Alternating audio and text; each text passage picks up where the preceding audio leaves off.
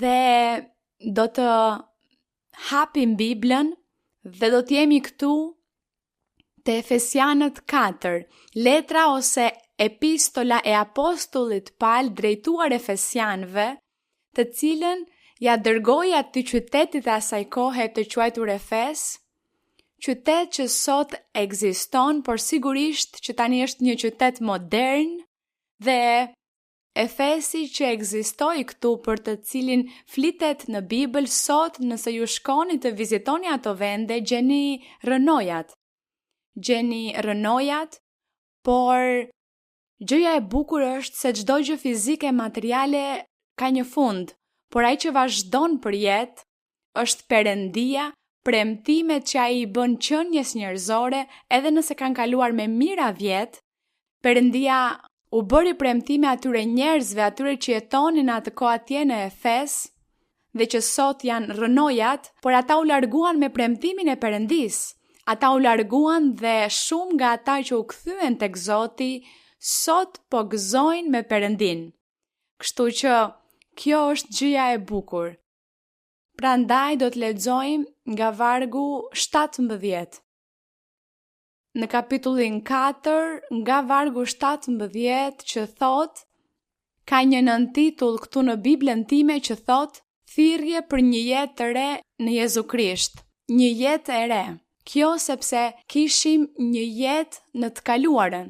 Dikur, përpara se të njihnim Perëndin, bënim një jetë shthurjeje, një jetë pa njohur Perëndin, pa ditur rrugët e tij, pa ditur rregullat, por Zoti këtu na ka mësuar nëpërmjet ungjillit të tij disa rregulla që ne të mund të drejtohemi drejt një jete të përjetshme me Perëndin dhe të gëzojmë një shpëtim. Shpëtimin dhe për këtë arsye ne jemi këtu dhe do të jemi duke reflektuar dhe duke lexuar në këto vargje që megjithse u shkruan rreth pak a shumë 2000 vjet më parë, sot janë të vlefshme në jetën tonë, në zemrën tonë. Sot po ashtu ky mësim është për ne sepse Perëndia është i njëjti. Ai Perëndi i 2000 viteve më parë është i njëjti që kemi sot dhe thot këtu apostulli Paul, u thot atyre të kishës së Efesit, u thoshte, këtë pra them dhe dëshmoj në Zotin. Të mos ecni më si po ecin ende paganët e tjerë në kotësinë e mendjes së tyre. Këtu përmenden paganët, sepse në atë kohë populli Izraelit ishte një popull i veçantë, i zgjedhur për Perëndin, dhe pjesa tjetër e kombeve, pjesa tjetër e njerëzve që ishin në botë quheshin paganët. Ishin paganët dhe izraelitët, dy popuj. Dhe për këtë arsye këtu, kur Zoti Jezu Krisht urdhëroi të predikohej ungjilli, tha se duhej të predikohej të gjithëve, jo vetëm izraelitëve ose judenjve, por edhe paganëve, dhe kështu apostujt fillojnë të predikojnë të gjithëve, dhe midis atyre paganëve edhe ne e konsiderojmë veten se kemi qenë pagan po ashtu, të huaj, domethënë nuk jemi judenj, nuk i përkisnim popullit Izraelit. Pra thot, mos ecni si paganët e tjerë, si njerëzit që nuk e njohin Perëndin. Ecin në kotësinë e mendjes së tyre. Ecin në atë kotësi, në ato besime, në atë idhujtari, në ato tradita dhe zakone. Shikoni se idhujtaria, traditat dhe zakonet e popujve vijnë praktikisht që nga Adami dhe nga Eva.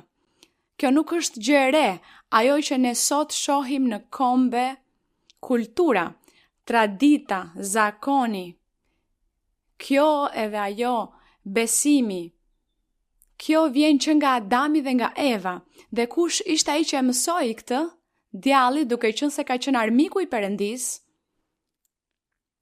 mbolli në zemrat e njerëzve që të ishin të pabindur ndaj Perëndis, që t'i dilnin kundër Perëndis dhe t'i bënin gjërat sipas mënyrës së tyre pa ju bindur urdhërimit hyjnor. Pra, djalli ishte krijuesi i së keqes, Prandaj, që nga ajo kohë të gjithë popujt që po formoheshin, njerëzit shumoheshin, ata filluan të kishin perënditë e tyre, filluan të adhurojnë perënditë e tyre, të bëjnë perëndi prej druri, prej çdo materiali që të mundnin, prej guri ose prej druri apo prej gurësh të çmuar apo prej metalesh të çmuara, sido që të ishte, ata bënin perëndi dhe gjunjëzoheshin para tyre dhe u bënin flijime dhe i nderonin. Dhe mirë, duke parë ato besime, filluan të besojnë në demon, në frymra të këqija, filluan të besojnë dhe të adhurojnë dhe të nderojnë të vdekurit, njerëzit që vdisnin, pastaj nderonin dhe nga aty filloi gjithë kjo dhe u përhap në përbot. Ne i shohim këto zakone në shumë vende dhe deri në ditën e sotme kur ju udhtoni do të gjeni se njerëzit kanë besimet e tyre, oguret, supersticionet, mënyrën e tyre të idhujtarisë, të adhuruarit të perëndive, ogure, me të gjitha këto hajmali dhe të gjitha këto gjëra. Pra, kundër këtyre, Perëndia ka qenë duke luftuar me qeniet njerëzore, duke i mësuar ata, duke u mësuar të largohen nga këto rrugë, nga këto besime. Perëndia i ka mësuar dhe u tha, shikoni, unë jam frym, unë nuk jam një idhull, unë nuk jam një gur, unë nuk jam një pem, unë nuk jam deti, hëna, unë nuk jam yjet. Mos i adhuroni këto sepse aty nuk do të gjeni paqe as lumturi, por populli nuk dëgjonte. Mirë, Perëndia që atëherë ka vendosur shërbëtorët e tij, bijët e tij, profetët, mësuesit që të mësojnë rrugën e vërtet. Dhe që atëherë shikoni sa mira vjet kanë kaluar dhe deri në ditën e sotme vazhdon Perëndia ose fryma e shenjtë përmes dhuntive frymërore të tij të mrekullueshme vazhdon të na mësoj, duke vendosur po ashtu njerëzit e tij, shërbyesit e tij, bijtë e tij, profetët, profeteshat, mësuesit ose mësueset që të mësojnë, predikuesit, që të mësojnë rrugën, të mësojnë se Perëndia është frym dhe se duhet të adhurojmë në frym, se duhet të lëmë ato zakone, ato tradita, sepse ato na sklavërojnë. Kjo është një sklavëri për qenie njerëzore.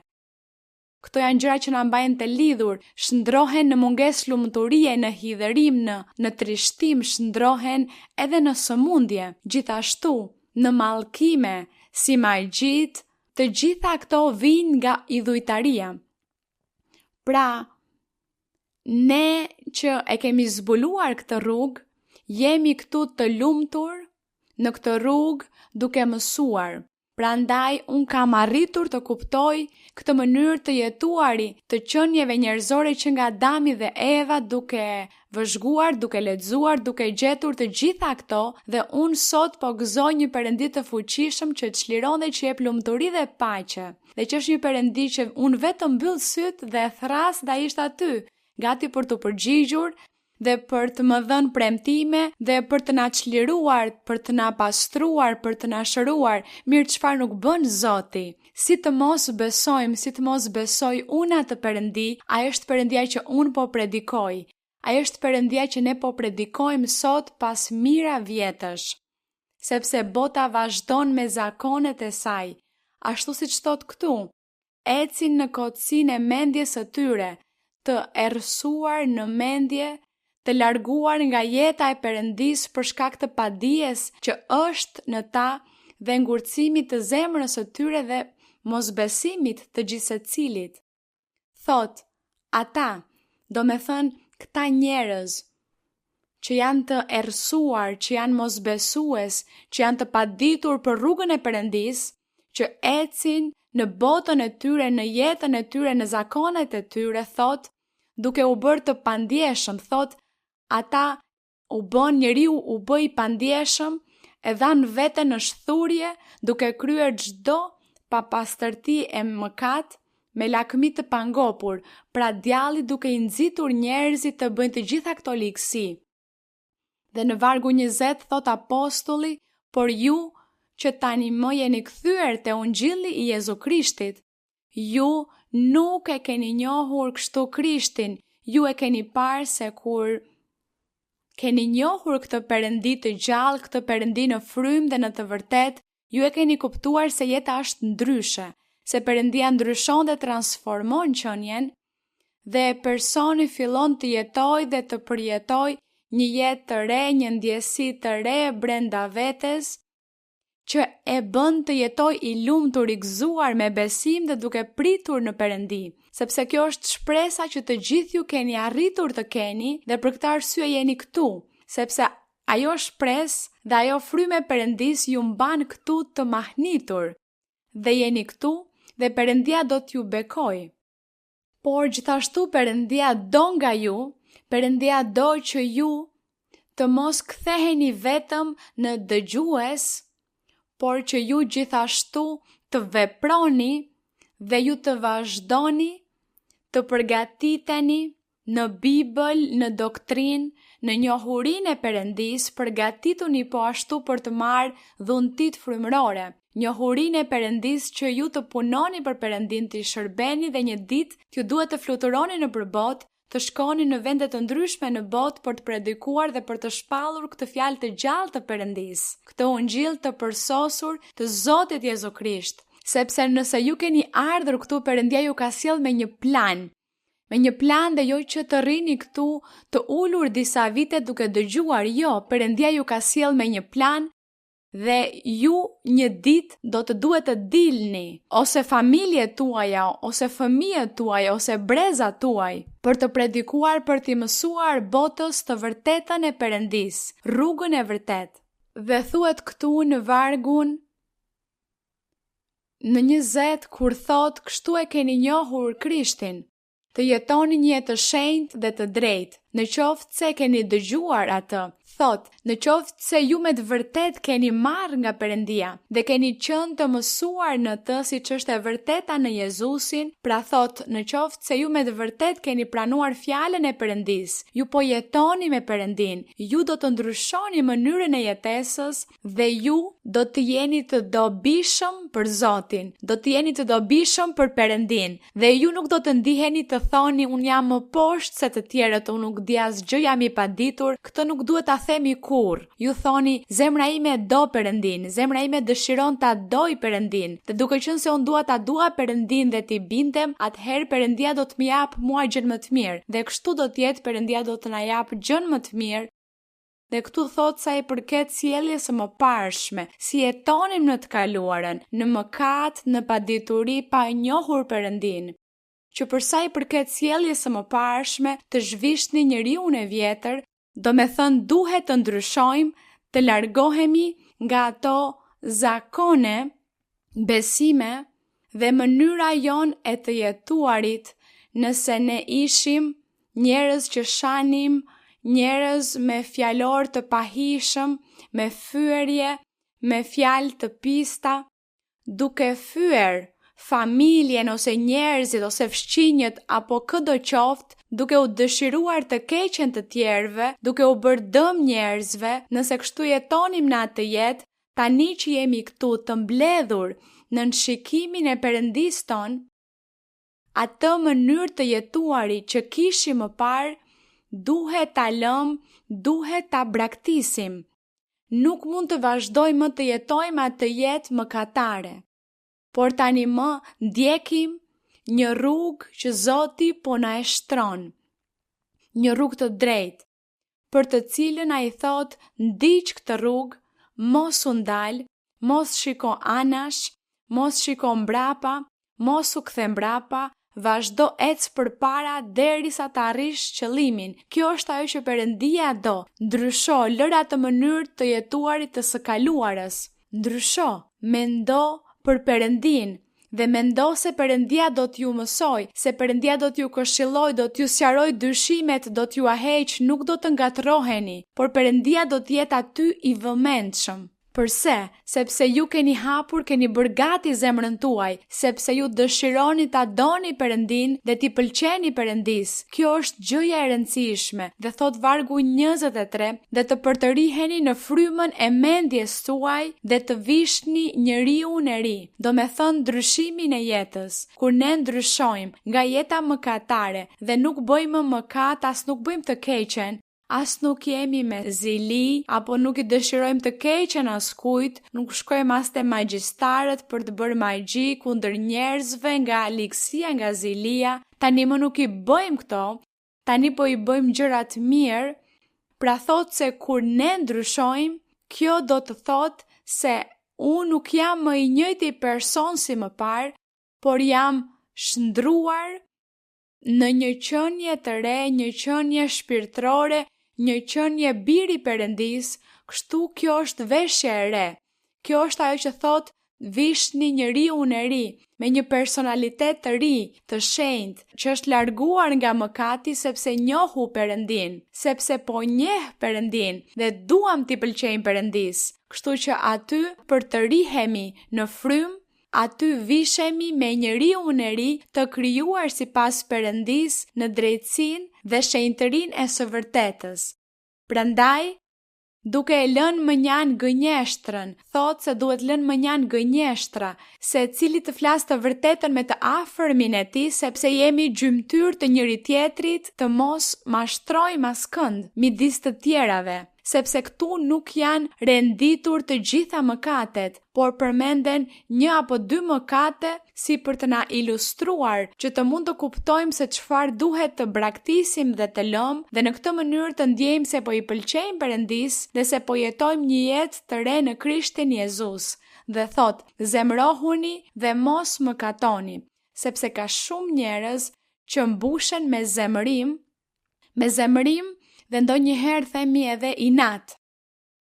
Dhe njerëzit kur janë të zemruar nuk maten, nuk e kontrollojnë momentin, por e lën veten të kontrollohen nga zemrimi dhe munden madje të marrin jetën një personi. Këto ditë po shikoja një lajm në televizor për një burr që u zemrua. Po i jepte makinës në rrugë dhe po vinte edhe një burr tjetër me makinën e tij po ashtu, dhe duke qenë se njëri nuk i hapi rrugën tjetrit, ai u zemrua aq shumë, dhe duke qenë se tjetri nuk deshi t'i hapte rrugën, ky zotri u mbush me zemrim, zbriti dhe shkoi dhe qelloi burrin tjetër dhe i mori jetën. Si ju duket kjo? I mori jetën në një moment zemrimi. A ja vlente të vriste një person vetëm sepse nuk i dha përparësi? Nuk i hapi rrugën. Dikush thot, kjo nuk ja vlen, çfarë të kushton të presësh? Prit, një minutë ndoshta humbet, por prit, ki edukat, ki maturi, ji mirëkuptues. Këtë themi apo jo? Se kjo është ajo që duhej i bërë, por jo, ai u mbush me zemrim dhe tani nuk e di se sa vite burg i dhan, sepse vrau atë person në një moment zemrimi sepse u zemrua. Kjo është ajo që thuhet këtu. Këtu thuhet, lexoni ju vargun 26.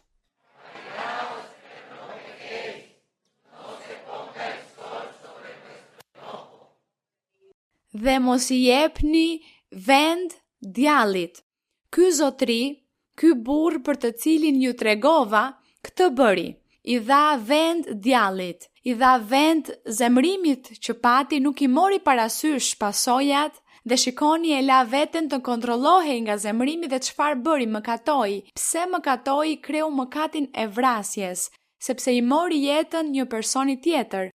Pra mëkatoi, e la veten të mbushej me zemrim dhe mëkatoi. Atëherë thot, zemrohuni, ju mund të zemroheni nga natyra njerëzore, mund të zemroheni për ndonjë arsye, por çfarë duhet të bëni, çfarë mund të bëni kur ju vjen zemrimi? Të qetësoheni, të heshtni, të largoheni, të ikni nga tundimi, të keni durim dhe të prisni, të duroni dhe të toleroni zemrimin tuaj. Kjo është ajo që na mësohet. Pra ndonjëherë ne lexojmë vargun dhe nuk e kuptojmë kur thot zemrohuni dhe mos mëkatoni, por tani po e kuptojmë me këtë shembull që sapo ju tregova, se si ky person nga zemrimi i mori jetën tjetrit, personit tjetër, mëkatoi, kreu një vrasje dhe aty i dha vend djallit dhe pasojat ai do t'i vuaj. Edhe ai do të vuaj, përse? Sepse ai do të qëndroj disa vite në burg. Kjo është ajo që ndodh. Dhe këtu apostulli jep shembull dhe thot, ai që vidhte le të mos vjedh më, por më tepër të mundohet duke bërë të mirën me duart e veta që të ketë të jap diçka atij që ka nevojë. Thot, vargu 29 është shumë i rëndësishëm, lexojeni.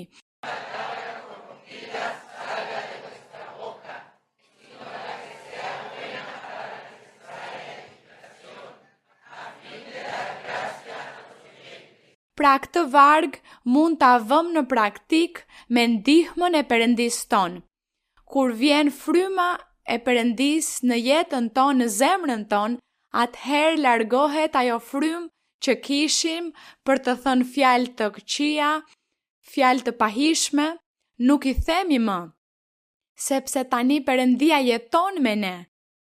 Kështu që unë nuk kam pse t'i them më këto, të mos ofendoj të afërmit e mi, të afërmin tim, të mos e mallkoj, sepse ai meriton respekt, ai vlen po aq sa unë.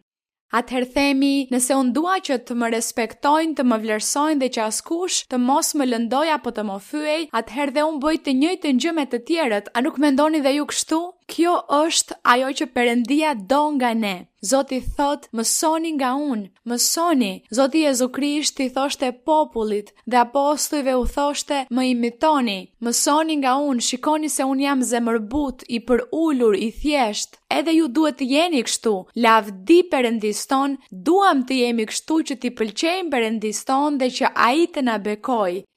Dhe thot 30, mos e trishtoni frymën e shenjtë të Perëndis, me të cilin u vulosot për ditën e shpengimit.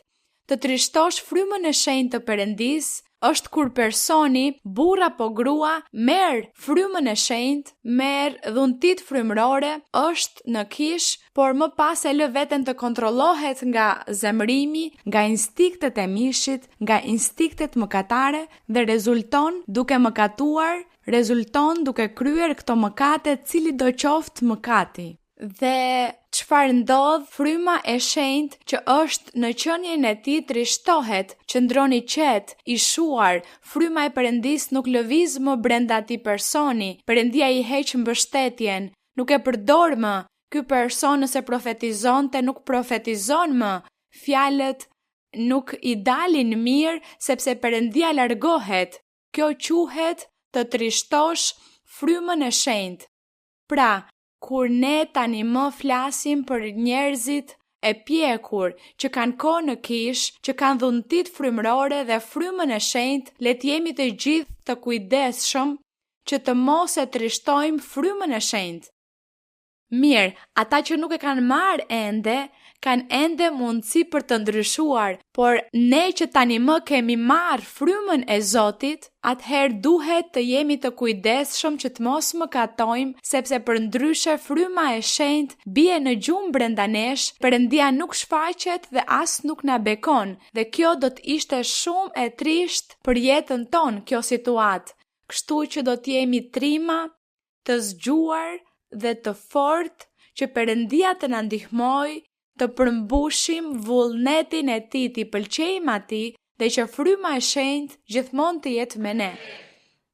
Le të hiqet nga ju çdo hidhsi, thot vargu 31, inat, zemrim, thot hidhërimi, inatet, zemrimet, e bërtitura dhe sharja, bashk me çdo mbrapshti, gjithë ky fjalor, grindjet, mosmarrveshjet mes familjeve, në shtëpi, mes çiftit, mes fëmijëve, mes shokëve të punës, të shkollës, ka shumë gjëra nga këto zemrime inate, të bërtitura, të shara dhe mbrapshti. Pra të gjitha këto thot se ne duhet t'i braktisim dhe të ndryshojmë, sepse tani po vishemi me veshje të reja, sepse është fryma e shenjtë dhe dhuntit e Zotit që bëjnë që ne të ndryshojmë, të shndrohemi në një person tjetër, të kemi një veshje shpirtërore të re, ndryshe.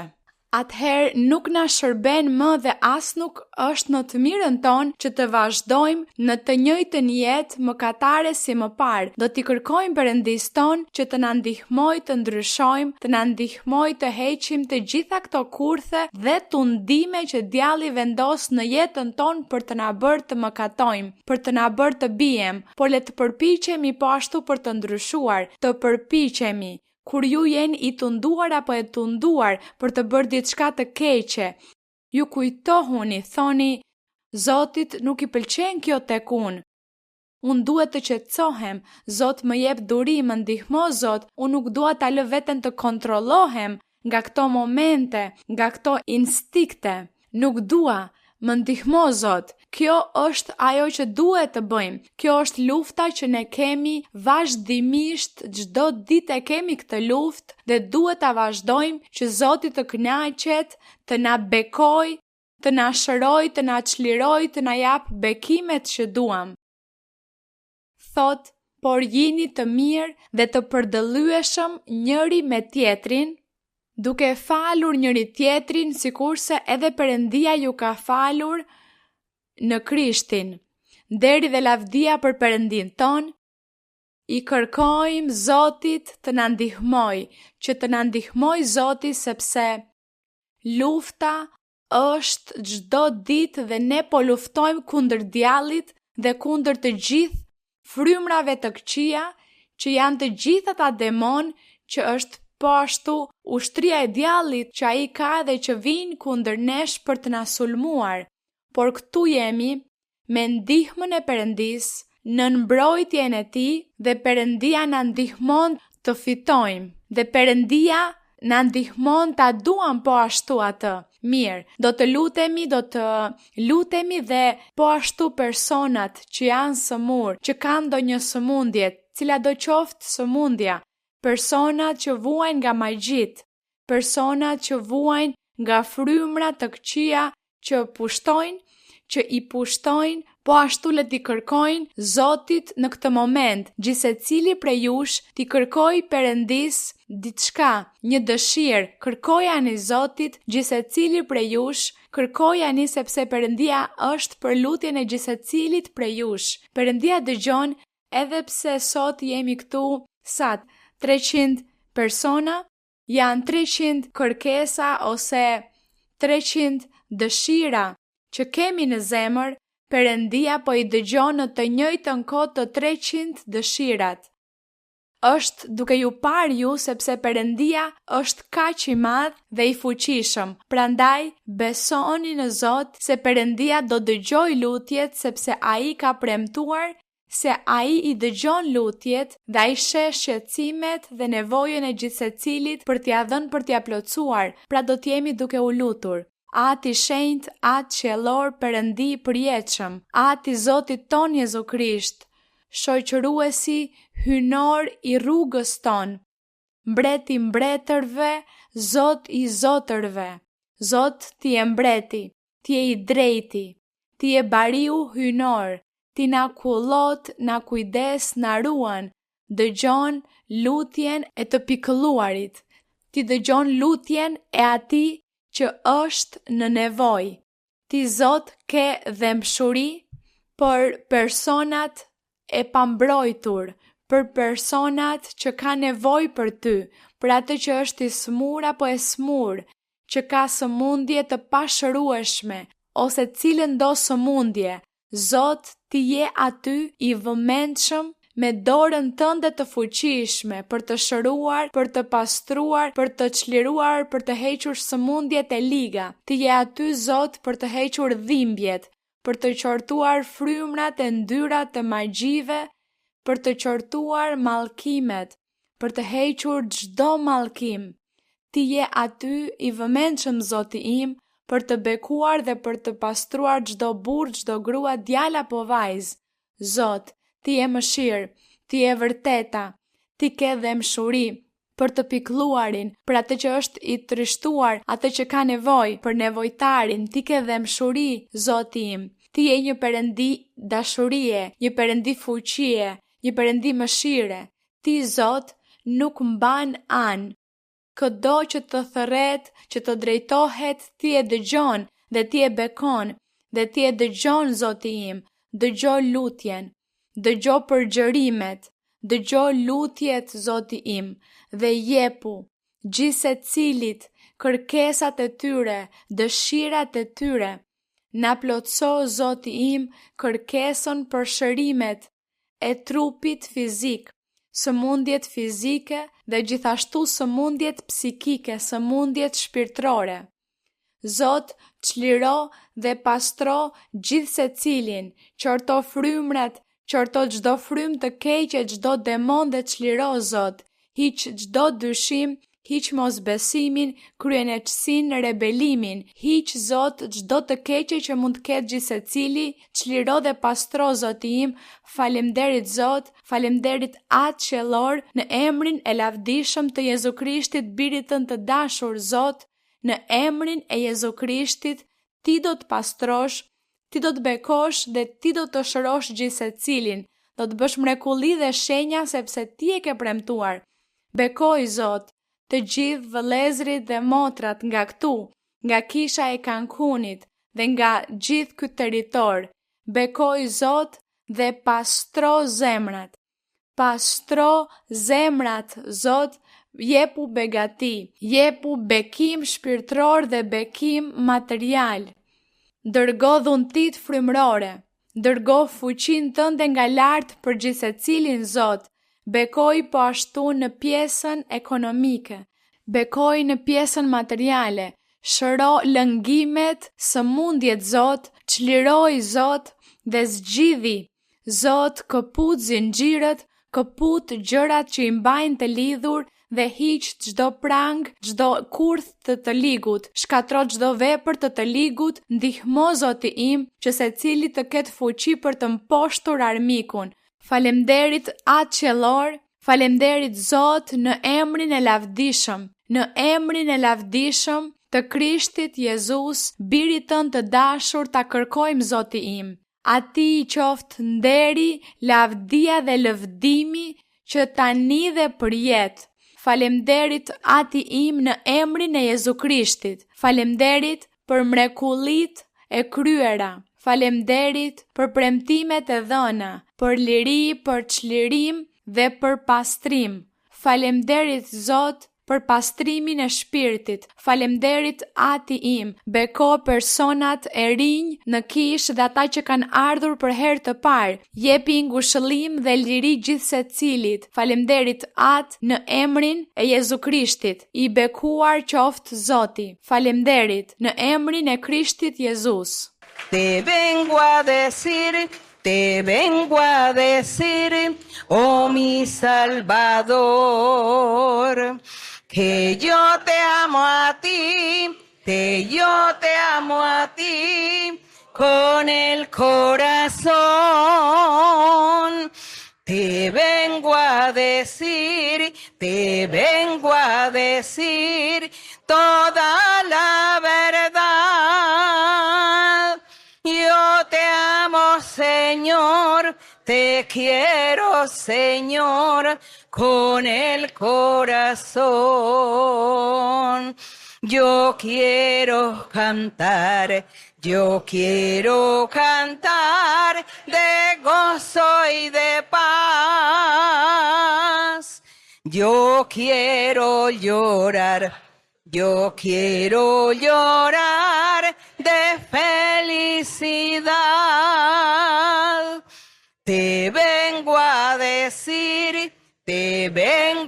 decir toda la verdad. Yo te amo, Señor, te quiero, Señor, con el corazón. Lavdi Zotit, falemderit Perëndis ton, falemderit Zotit.